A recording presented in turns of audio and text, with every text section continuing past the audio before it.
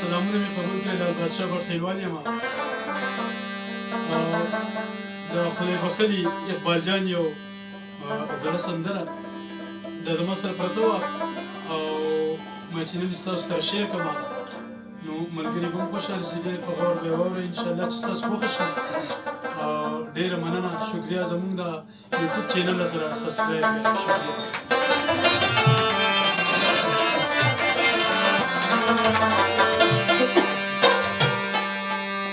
ورانی راوستو زما د جانانو ای خلق غمازان ډېر بدرستو